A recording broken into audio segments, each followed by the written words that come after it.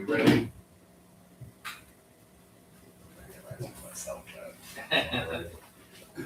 Okay.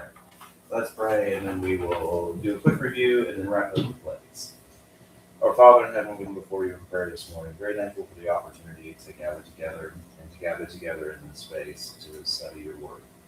We pray that you join us this morning and open our hearts and minds that we might learn something new and discuss something interesting. And in that way, we ask that you please speak through me, lest I get in the way. I pray that you be with those who are not with us this morning or are joining us online. We pray that you continue to be with them in their journey and keep them safe. We ask that you please continue to be with our community and communities all over that are suffering from fire. We pray that you please continue to work through those that are combating the fires and keep people safe. I pray these things in your son's name. Amen. Okie dokie. So, we made it through most of the plagues last week, and in slicing and dicing them, there's layers to what's going on. First and foremost, each of the plagues is actually a direct rebuke to an Egyptian deity, right? And so as we've moved through these plagues, we've seen a variety of the pantheon stripped of its titles. In addition to that, of course, we have what's going on with Pharaoh himself, and then what's going on with Egypt writ large because of the way that Pharaoh is behaving. And the big takeaway, I think, that keeps the plagues relevant is that to understand their impact, we have to put ourselves in Pharaoh's position, right? Like, in what ways are we tempted to be tyrannical? And what are the markers that we can look out for whenever we notice that tyranny happening? And so it starts small, right? They start with the plague of blood, which is an attack on water itself. And as is typically God's standard operating procedure, there's layers to the symbolism that we see in these plagues. Water being foundational to life was also foundational to life at the very beginning of creation. And so the book of Genesis, that's the first action that we see God move across the face of the waters. And so we see here God taking that and inverting it into a plague of blood. So water is transformative again and becomes blood, which is essentially the wounding of a nation. Egypt is now bleeding. And Pharaoh's reaction to that is to double down on the fact that, well, he is still God. Because in old school Egyptian myth, that's essentially what it was. Pharaoh was God on earth. He was charged with executing the will of the gods and steering the nation. And so his hot take on this is that, well, who is God that I should know him, right? I am God.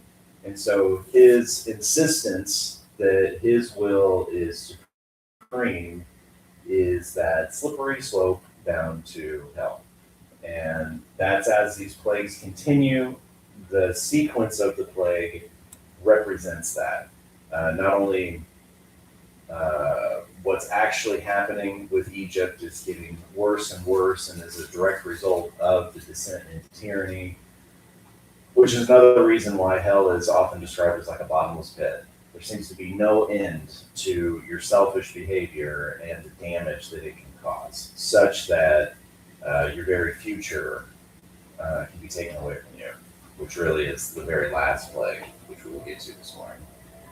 So we see blood, right? And then God builds on that blood with frogs, which is the multiplication of the problems in your life.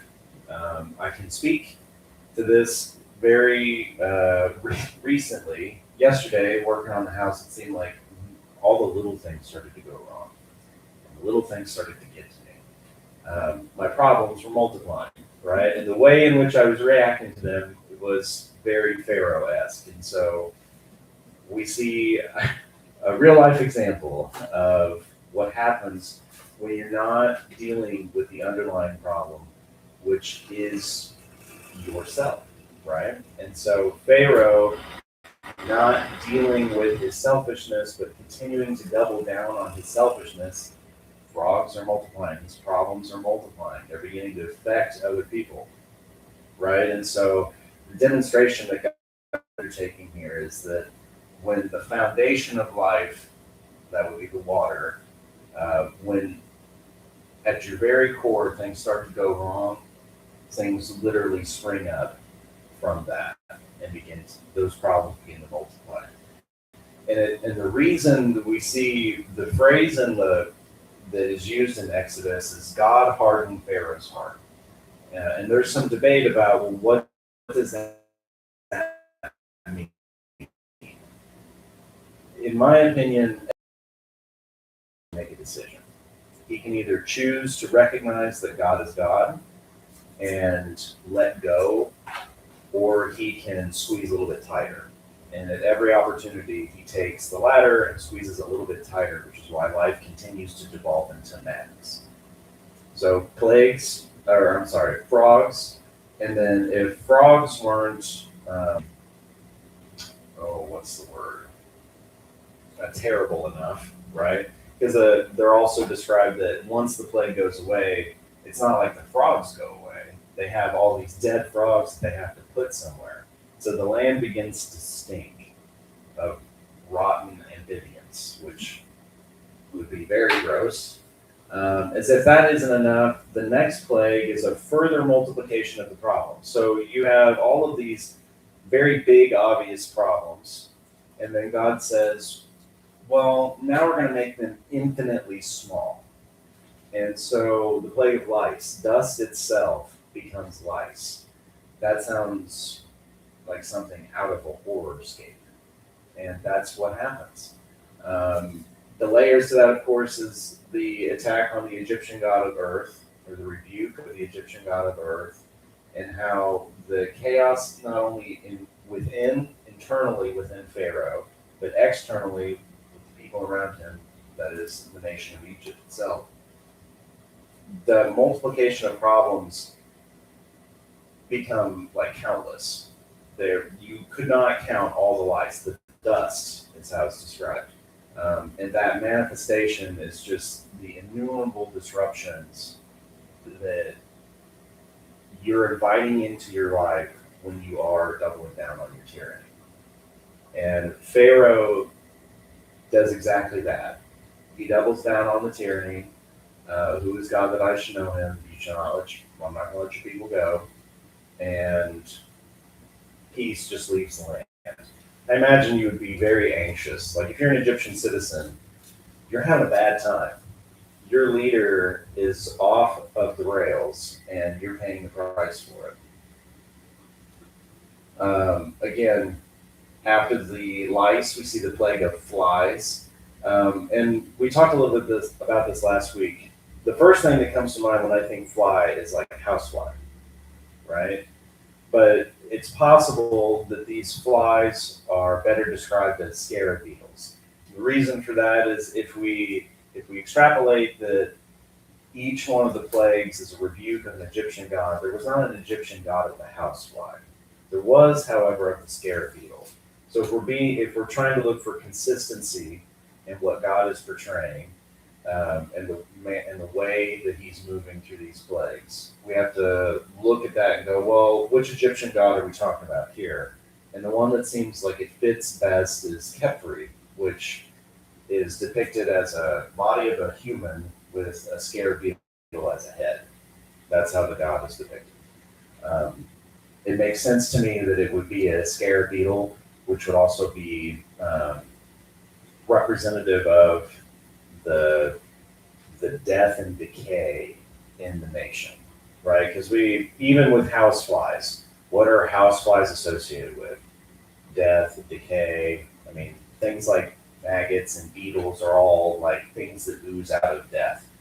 And we see that this corruption is just welling up within not just Pharaoh, but in his surroundings and the nation itself. Just like you now have piles of stinking frogs, you've had water that is blood, it's only natural that you would have these like rise up of beetles.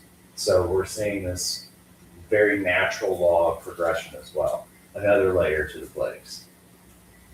Um, and then after the beetles or the flies, is livestock death, which is the first real attack on economy.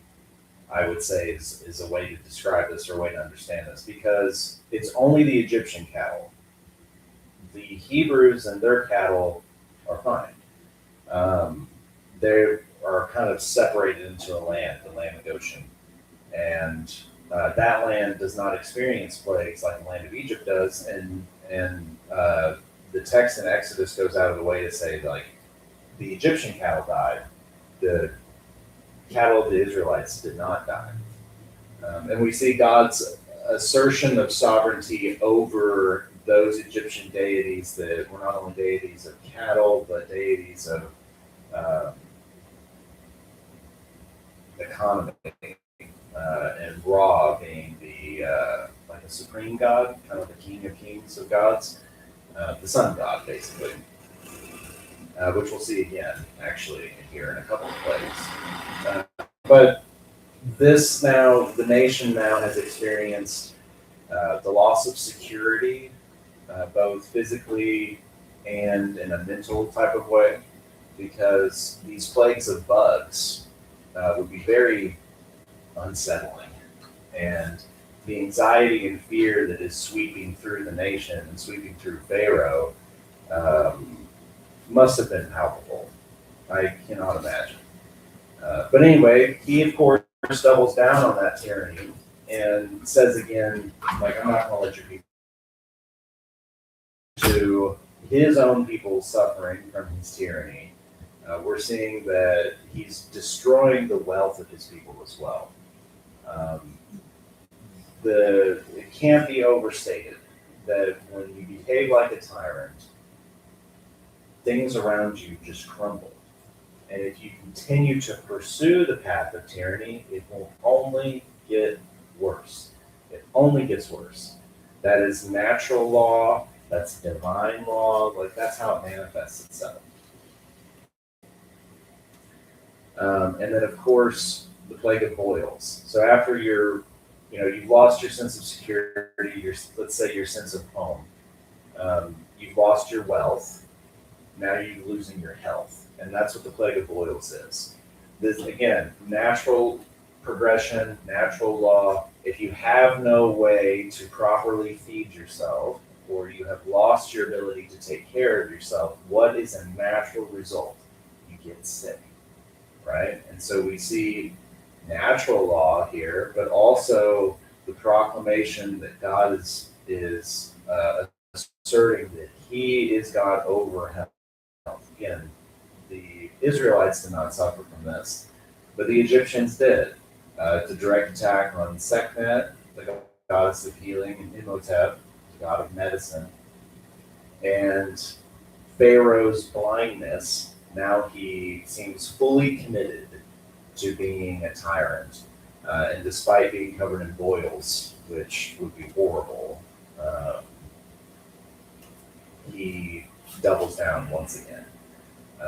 And so his psychosis is leading to a health crisis for himself and for his nation. So tyranny is 0 for 6 so far. And then I think we stopped around the plague of hail. I want to say it was around the plague of hail. Yes. Does that seem right to you all? Okay. Okay. Any comments about these first several plagues? Yeah, we've got 4 plagues left, and they end, of course, with the doozy. We're around the plague of hail, Brian. I think, yeah. I don't remember talking about, well, Because we were getting into I consumption. remember people died. Yeah. Thing, saying, oh, yeah, I think we did briefly talk about it. Because I remember, like, isn't it wild that the people who believed were like, yeah, bring in the evidence. Yeah. And they did. Okay. So, the plague of hail. So what have we seen? We've seen, everything that we've covered so far, right? The loss of your sense of home, the loss of your wealth, the loss of your health. Now God is going to drive it home. And he does so with the plague of hail. So I'm going to read a few verses in Exodus chapter 9. We're not going to read the full account. Let's see here.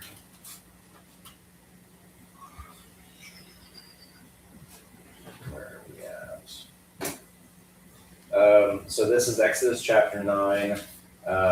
Beginning in verse 13 through 21, Moses is warning about the hail.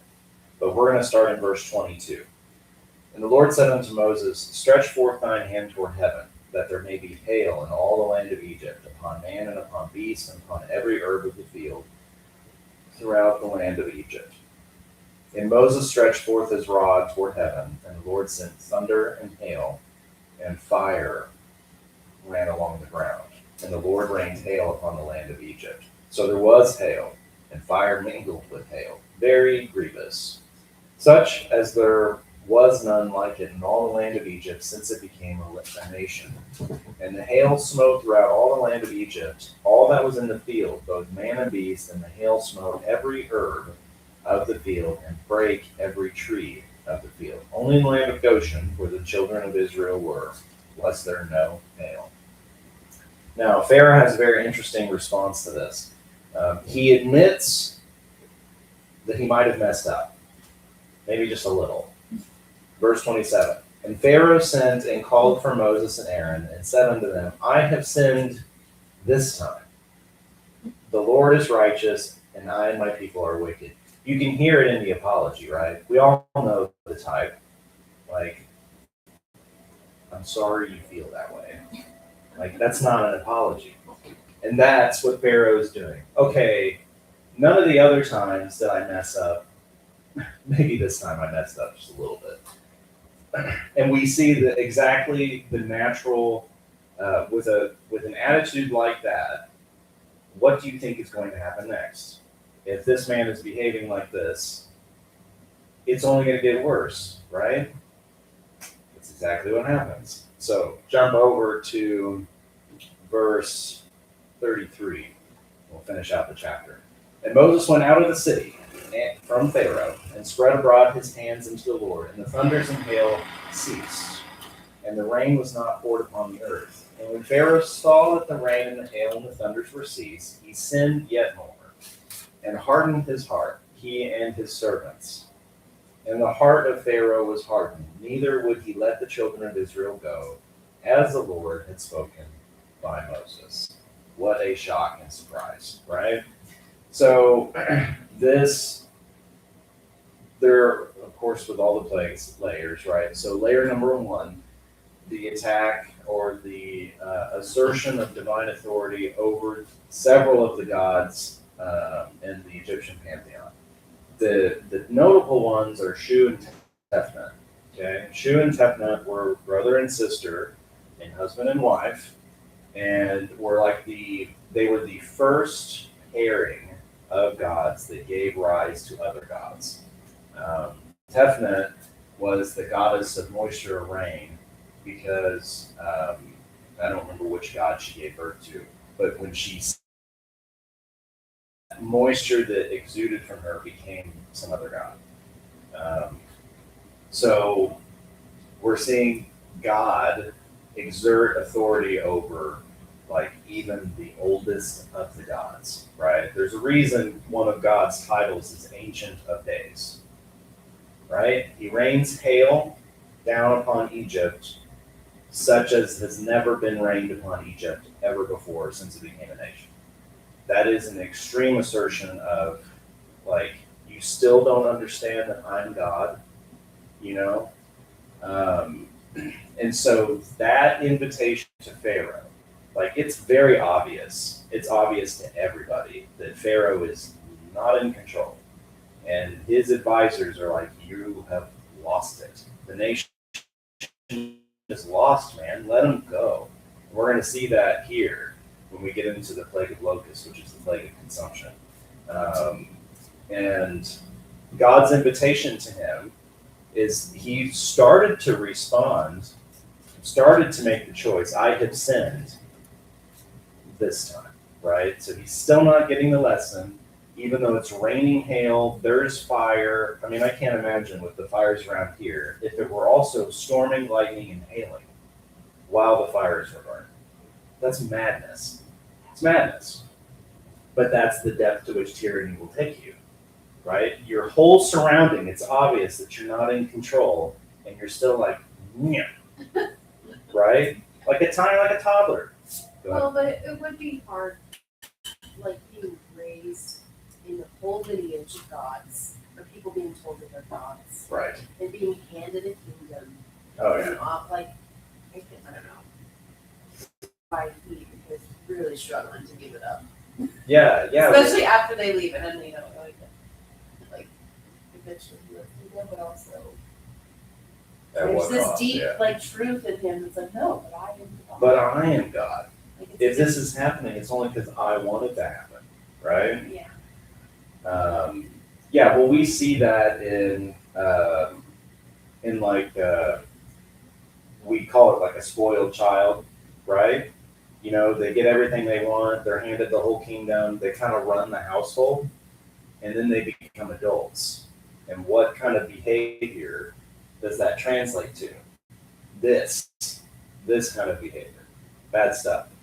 Okay, so now, the plague of locusts. Big question. So we've seen bugs at the beginning of we see these like supernatural events, the death of livestock, raining of hail and fire, and then we get back to bugs. Why are we getting back to bugs? The natural law, the natural progression of tyranny, if you are blind to the things that are going on around you, you are becoming consumed by yourself, right? We all know Star Wars, right? Anakin is consumed by Darth Vader. Right here. That's what the plague of locusts is. It is consumption. Whatever is left in your life is about to be sacrificed on the altar of yourself, right? That is a bad situation to be in. And it's why it's one of the last plagues, right? Because you're nearing the end. Your life is a mess because you have ignored every opportunity that you could have course corrected and steered the ship away. You continue to double down on the fact that you're the God in your life, right? That's Pharaoh. So I want to read a few verses in Exodus chapter 10. Okay, we're going to begin in verse 3. And Moses and Aaron came in unto Pharaoh and said unto him, Thus saith the Lord God of the Hebrews, How long wilt thou refuse to humble thyself before me? Let my people go, that they may serve me. There's the invitation, right? Before the plague, how long are you going to keep this up, man? Like, are we going to go all the way?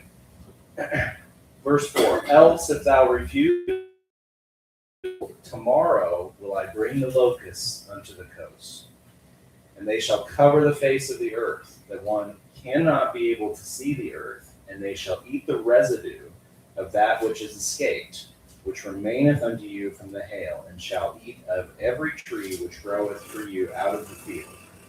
That's why it's the plague of consumption. Whatever's left of your life is about to be vanished. Verse 6, And they shall fill thy houses, and the houses of all thy servants, and the houses of all the Egyptians, which neither thy fathers nor thy fathers' fathers have seen since the day that they were upon the earth unto this day. And he turned himself and went out from Pharaoh. And Pharaoh's servants said unto him, How long shall this man be a snare unto us?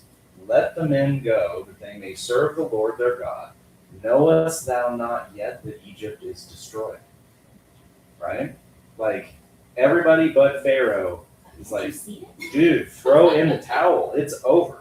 It is over. And Pharaoh goes, not until I'm finished. And consumption. He's choosing consumption. That's the point. That when the text says God hardened Pharaoh's heart, Pharaoh is choosing. He's making the choice. Because God is inviting him. Hey, tomorrow this is going to happen. You got a day, you can think about it. And Pharaoh thinks about it and still makes the choice. It's shocking. That's why he's the archetype, right? Okay, verse 8. And Moses and Aaron were brought again unto Pharaoh, and he said unto them, Go, serve the Lord your God, but who are they that shall go? And Moses said, We will go with our young and our old, and our sons and our daughters, with our flocks and with our herds we will go, for we must hold a feast unto the Lord.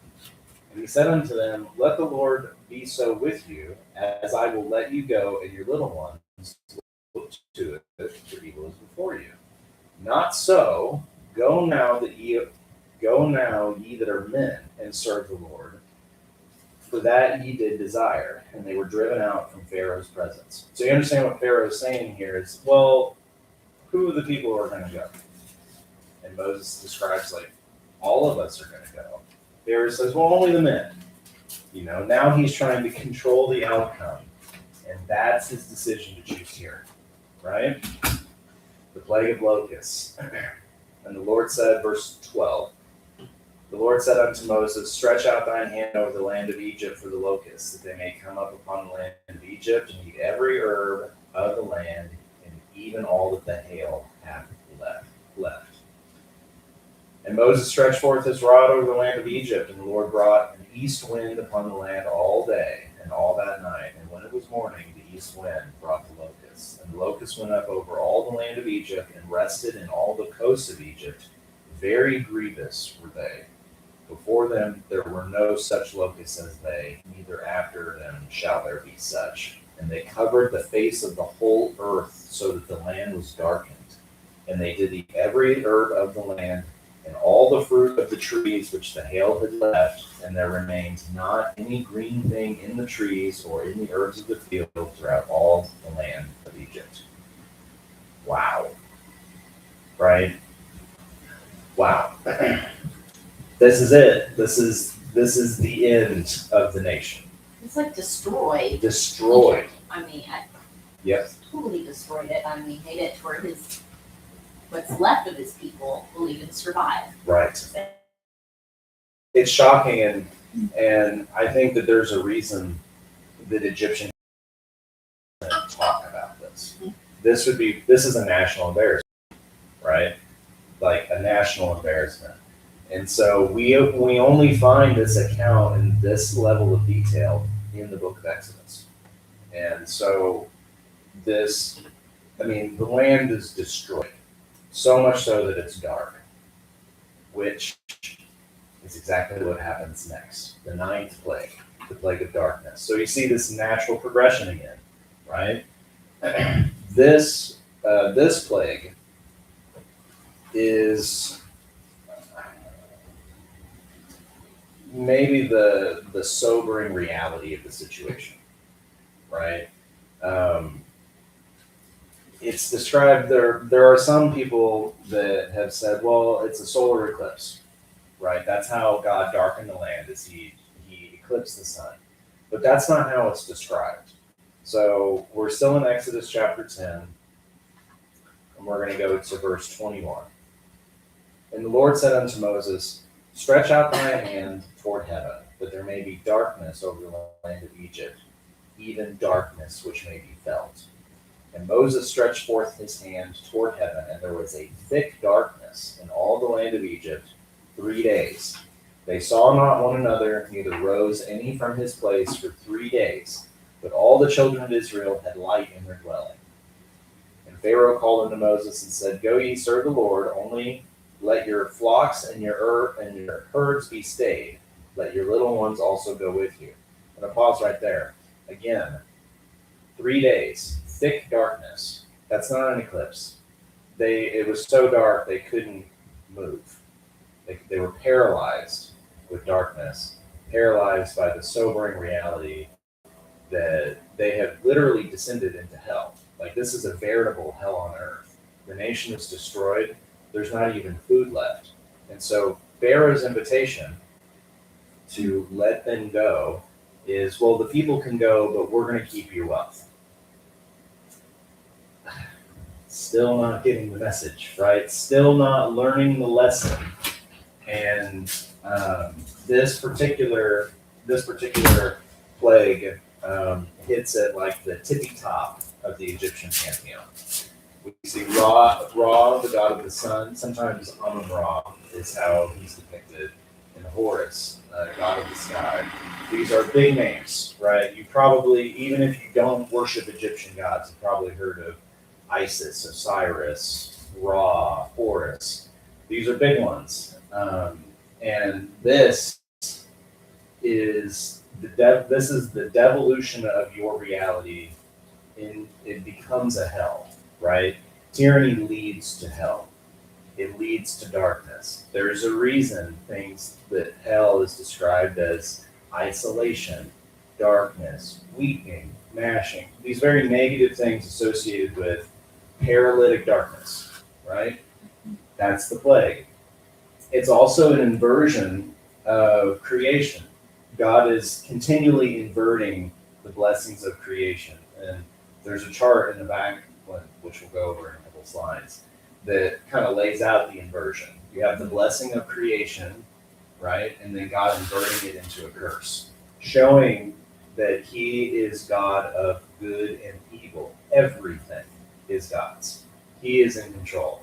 And that's the point. That's the invitation. Hey, Pharaoh, do you understand now that you're not the God of your little world?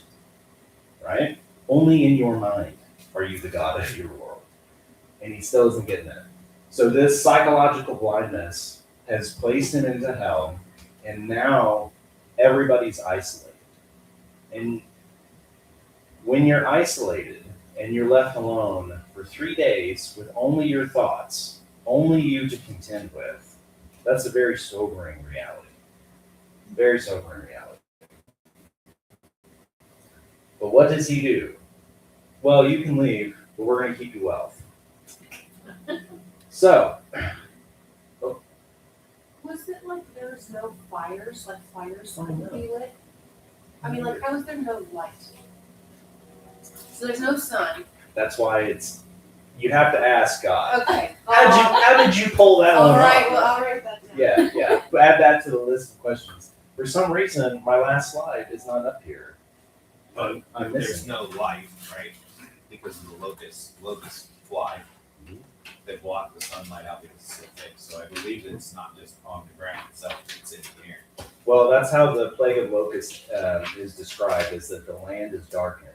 But then the plague of darkness is so thick that they couldn't rise. They just had to basically lay there in their squalor, in their sin, in their darkness. Well, and he left the sun in the air for when, prayed. I can't remember which one that was.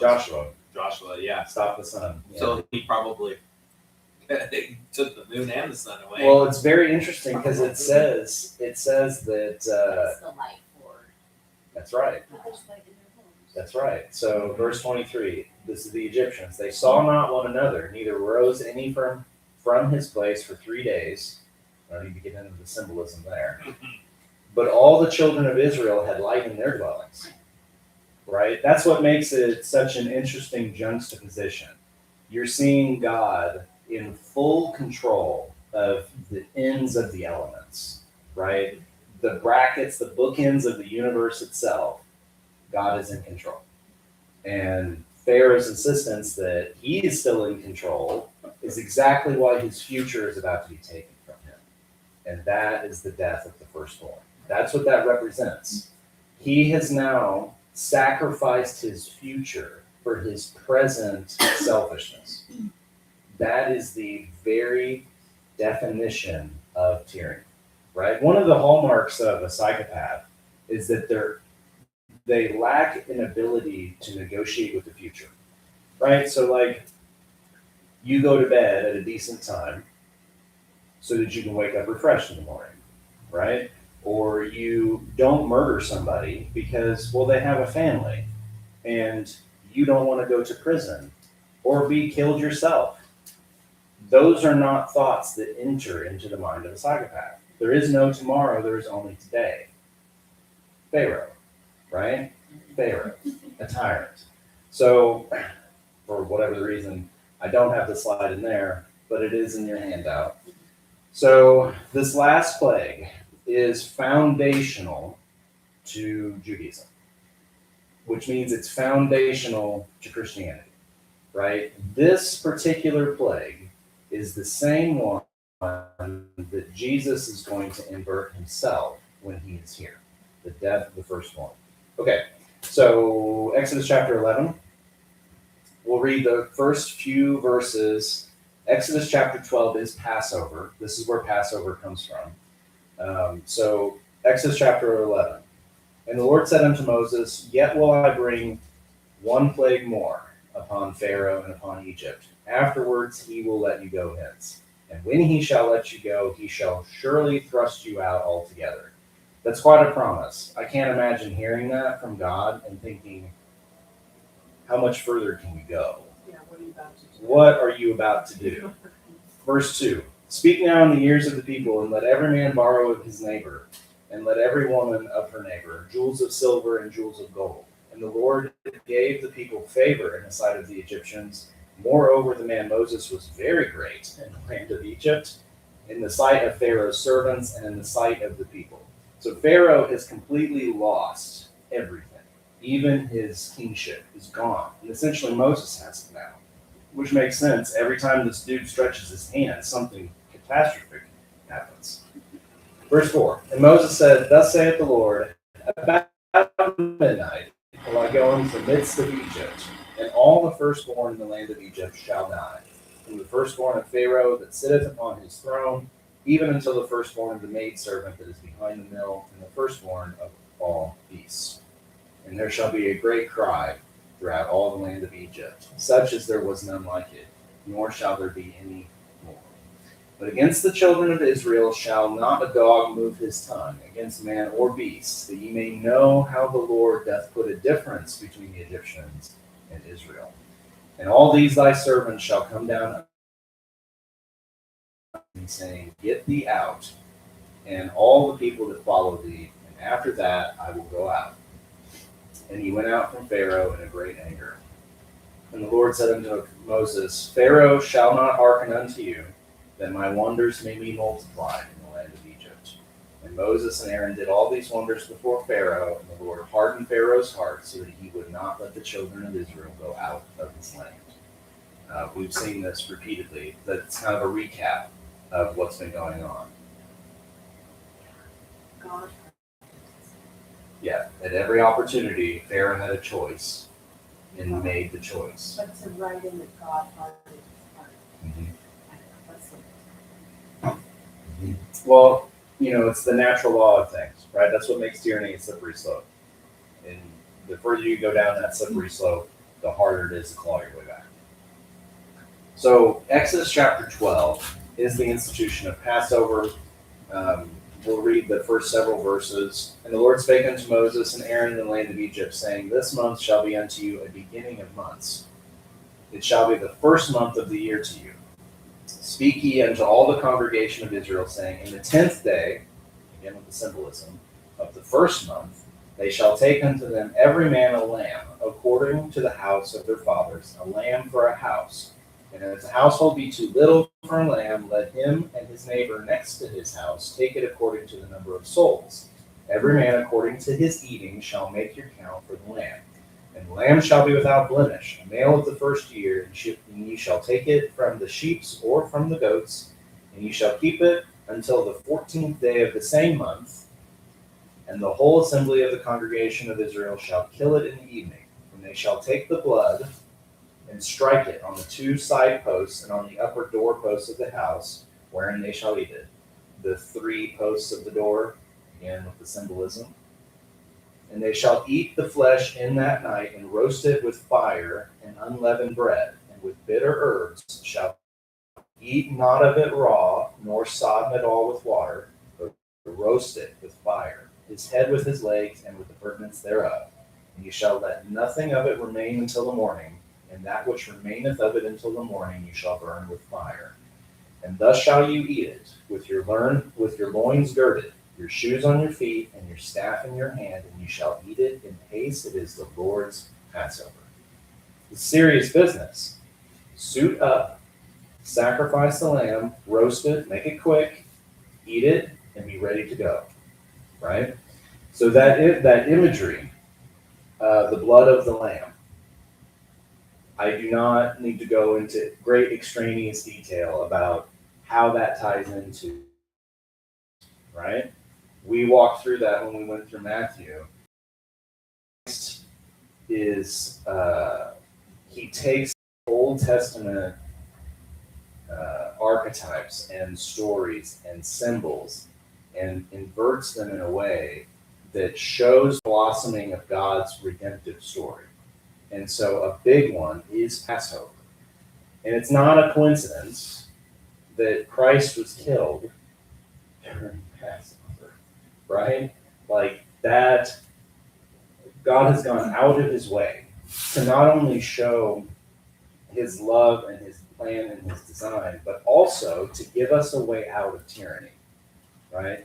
Part of the beauty of Christ's sacrifice is that if we are being tyrannical, if we will only but turn to him, he can get us out. He can get us out, right?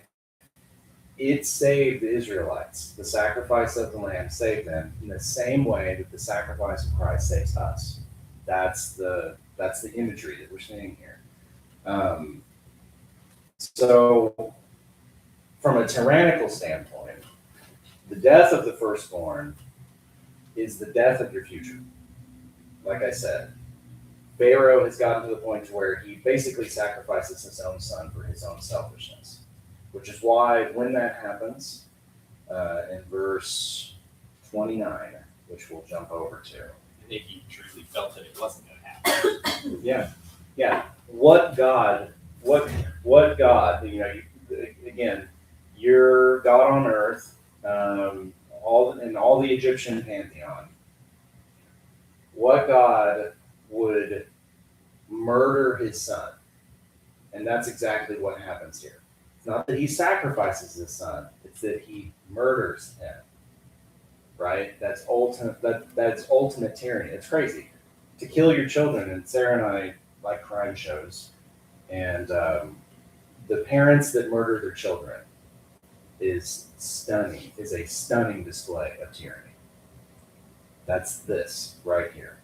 Verse 29. And it came to pass that at midnight the Lord smote all the firstborn in the land of Egypt, from the firstborn of Pharaoh that sat on his throne, unto the firstborn of the captive that was in the dungeon, and all the firstborn of cattle.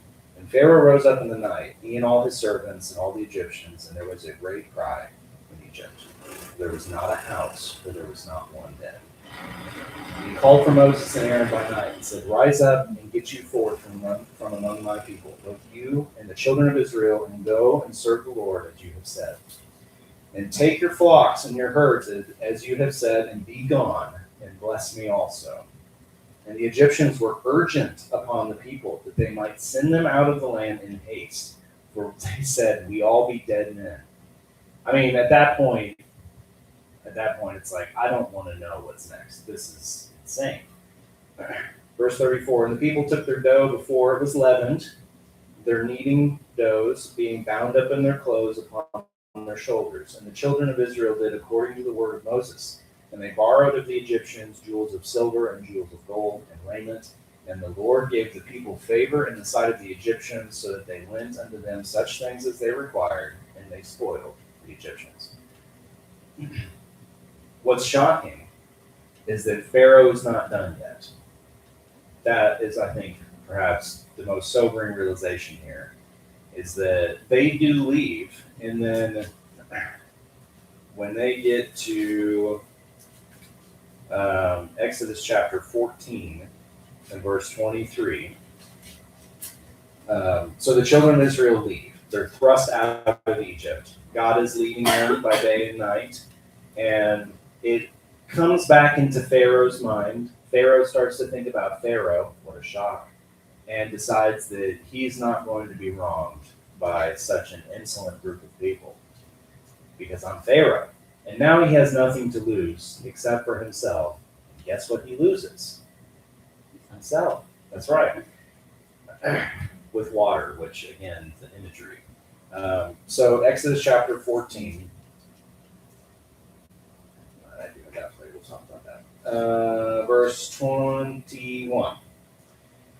And Moses stretched out his hand over the sea. This is the Red Sea. They're at the Red Sea. And the Lord caused the sea to go back by an east wind all that night, and made the sea dry. And the children of Israel went into the midst of the sea upon.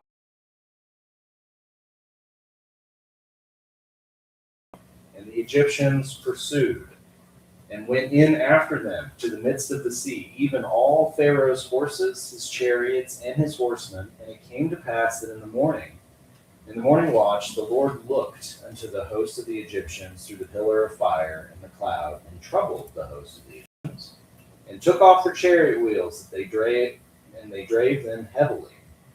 That the Egyptians said, Let us flee from the face of Israel, for the Lord fighteth for them against the Egyptians. I mean, obviously, right? I mean, good grief. The sea itself is parted, and your captain's like, hey, go in there and pursue these people who. Like, no. The answer is no. I don't think so. Verse 26. This is it, the death blow. And the Lord said unto Moses, Stretch out thine hand over the sea, that the waters may come again upon the Egyptians, and upon their chariots, and upon their horsemen. And Moses stretched forth his hand over the sea, and the sea returned to his strength when the morning appeared, and the Egyptians fled against it, and the Lord overthrew the Egyptians in the midst of the sea.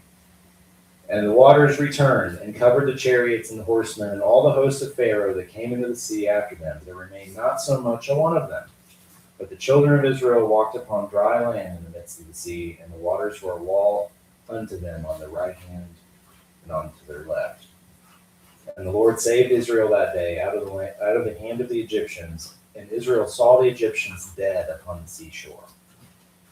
And Israel saw the great work which the Lord did upon the Egyptians, and the people feared the Lord and believed the Lord. That's the key part there. They believed the Lord and his servant Moses. That's it. Where does tyranny take you? To death and hell, right? And we would be remiss if we did not think that we had the same capacity that Pharaoh had within. And it's no coincidence that the Lord starts and ends this whole saga with water, right? The water turned to blood, the water crushes the Egyptians, and it's through water that we're baptized. The imagery is just thick, cover to cover in the Bible. So part of that imagery is the inversion of creation, which we see in the plagues. So the layout, of course, is that waters are ordered. Here we see waters corrupted. Living creatures multiply as a blessing, right? God saw that it was very good. Living creatures multiply as a curse. Frogs, lice, flies, not so hot. Earth produces life. Earth produces insects. Animals flourish. They die. Humanity is blessed, diseased. And we see rain given to abundance. Rain in the form of hail given to destruction. We see plants as sustenance. Plants consumed, light, dark, dominion, death. All of these juxtapositions. And we see this kind of imagery and juxtaposition throughout the scripture, which makes the plagues both relevant and deserving of their place in this grand story because of how they're relevant to us even today. Could you imagine an interview with both sides? Oh. Today of someone who lived that experience from both viewpoints. Right. How amazing that would be. Well, how many of the Egyptians that were left behind left their gods behind? Yeah. You know, I mean, Our little G's are no comparison to the big G that That's the right. Jews had. that's right. For thousands of years, we have this pantheon that we worship, and we've seen magicians do great work. And then this man Moses shows up and rocks our world. Like, what would that do to the authority and statehood of Egypt itself? It's completely destroyed. Completely destroyed. And it would be a crazy thing to talk to somebody, be like, what was your initial thought when the dust turned to lice? Like, walk me through that, please. And I love I love the way that these two end, or this dialogue, right, in the story. Who is the Lord that I should obey his voice? Right? Who is the Lord that I should know him? I've seen those translations. Which is essentially Pharaoh saying, well, I'm God. Like, who's this other God? And then, of course, in Exodus, God himself. For I will pass through the land of Egypt this night, and will smite all the firstborn in the land of Egypt, man and beast, and against all the gods of Egypt I will execute judgment. I am the Lord. Right? The plagues are, there's theological implications, psychological implications, societal implications, just layer after layer after layer. So, yeah, foundational to the story of Judaism. And we'll go, I think the next couple of weeks we'll spend talking about the nation of Israel and their leaders. So there's a lot of kings. There's the kingdom of Israel that then gets separated into the kingdom of Israel and Judah, and there are a litany of kings in between them. Most of them are bad, some of them are good, but we can extrapolate consequences because those who behave like tyrants and behave like Pharaoh get the same kind of just desserts that Pharaoh did. So we'll walk through all that, and that will cover a huge bulk of the Old Testament from a high level view. Cool. Thanks, guys. And thanks for being patient with us for being a little bit tardy this morning.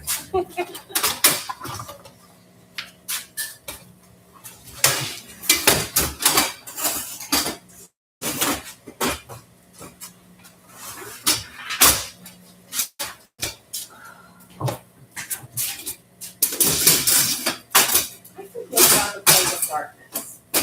Because like I imagine there was still a lot of bugs around. Like, Yeah. You know, sitting in darkness listening to Earth move, breathe. Well, There's probably still some